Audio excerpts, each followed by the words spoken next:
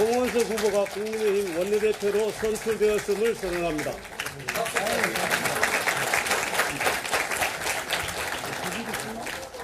모두 인사!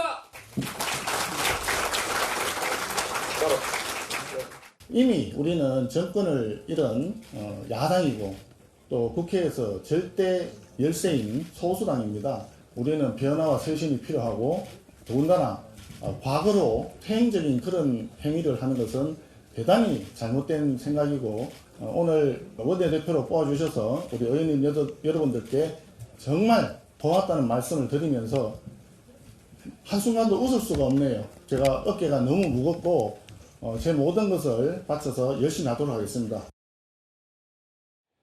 국민의힘이 새 원내대표로 송원석 의원 범친윤으로 꼽히죠.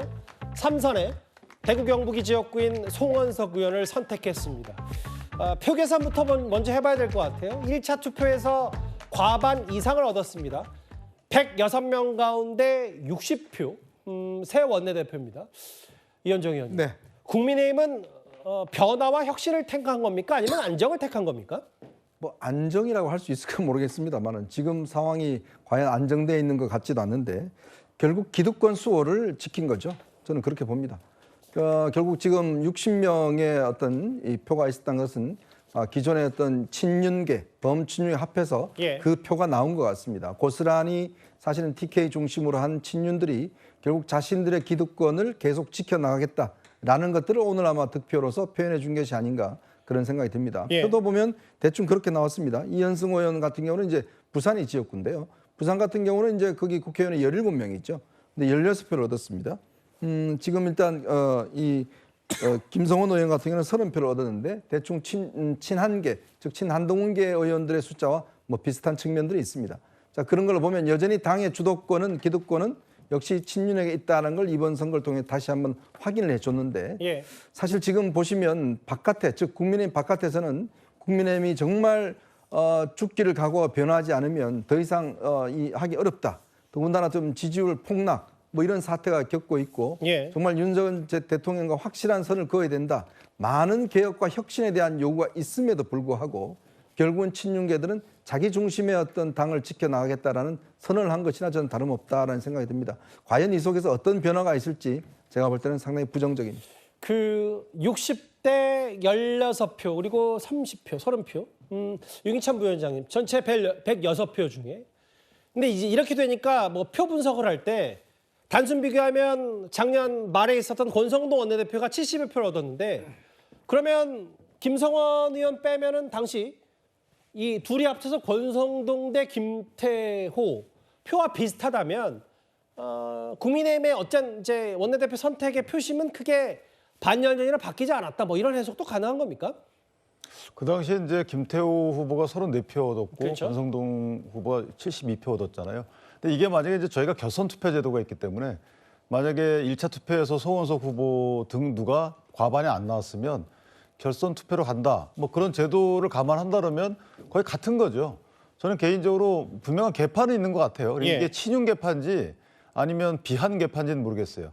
분명한 거는 친한 개판이 있는 것 같다라는 생각이 들고 또 하나는 이제 이게 친윤이냐 비윤이냐 친한이냐 이것이 중요한 것이 아니고 이게 이제 이현종 의원님께서는 기득권 말씀 주셨는데 예. 사실은 지금은 이제 선거 시즌이 아니기 때문에 예. 공천 관련해서 뭔가 직전에 치러진 선거다 그러면 의원들이 이제 본인들 공천 관련해서 좀 유리한 본인한테 공천을 줄 만한 사람 이런 사람들을 개파 논쟁을 의식해서 찍었겠죠. 그런데 저는 개인적으로 이것은 당이 갈 방향에 대한 각자가 내건 출마의 변에 따라서 찍었다라는 생각을 해요. 예. 그리고 내부적으로 여러 가지 뭐 의견들이 왔다 갔다 합니다. 이 원내대표 선거는 아시다시피 한 서너 번도 보고 뭐 몇십 번도 보고 하기 때문에 그렇다면 각자가 어떤 생각을 갖고 있는지에 대해서 의원 표를 찍을 때 의원들 다 알고 찍어요. 예. 근데 지금 보면 송원석 의원의 경우에는 뭐 여러 가지 무리도 있었지만 어쨌든 지금 선명한 대야 투쟁을 하겠다는 거거든요.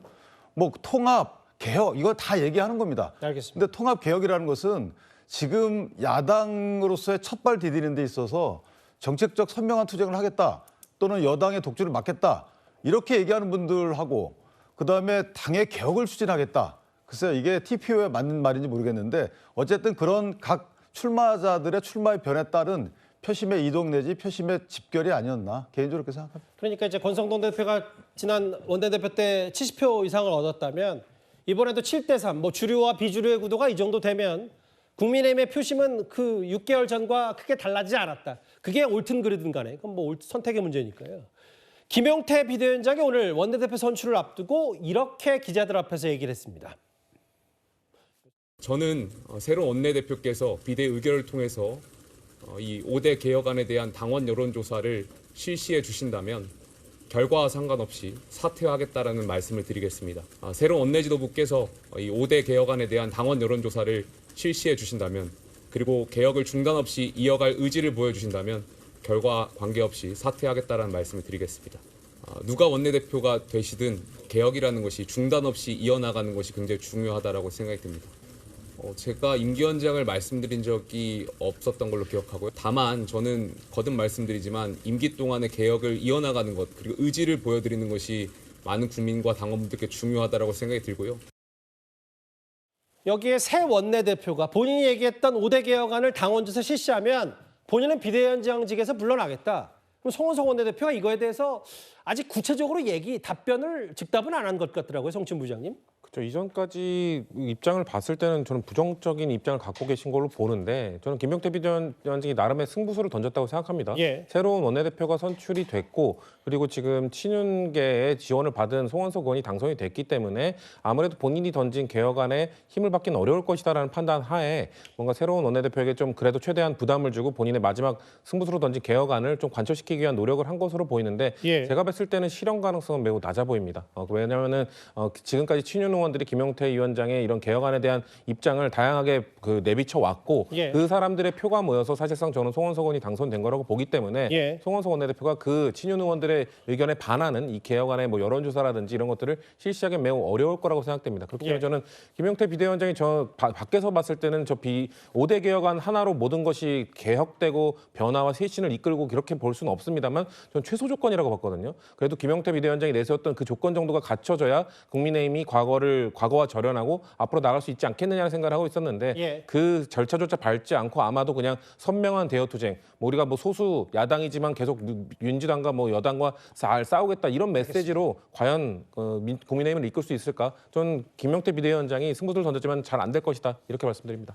오늘 여당엔 김병기, 야당에는 송원석, 각 당 모두 거대 정당 모두 새로운 원내 사령탑을 뽑았습니다. 저희가 준비한 4위고요.